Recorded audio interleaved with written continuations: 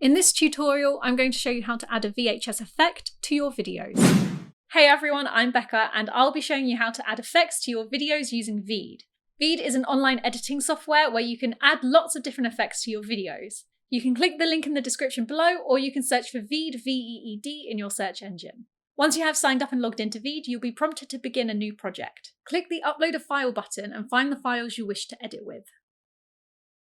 Veed will then automatically upload and import your footage. This could take a couple of seconds to a few minutes depending on your Wi-Fi speed and the file size. Let's say we've already edited the video in our timeline, so we're going to go ahead and add the VHS filter. Head over to the filters button on the sidebar.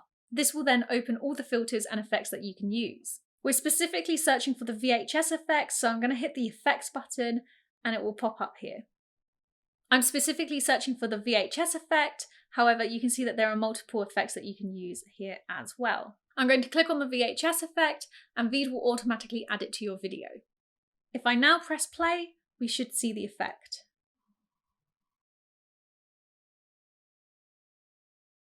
Like I said, Veed offers lots of different filters and effects to use for your videos, so make sure you have a look at all of them.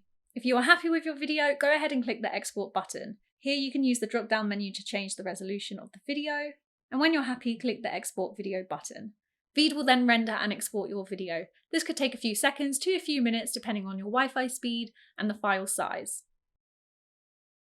When your video has finished exporting, you can hit the play button one last time to make sure you're happy with your footage. If you do want to make any changes, you can hit the edit video button and this will take you directly back into the Veed editing studio.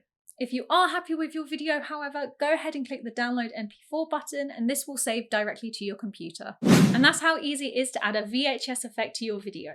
If you found this video helpful, please do give it a thumbs up, and if you have any questions, don't hesitate to put them in the comments below.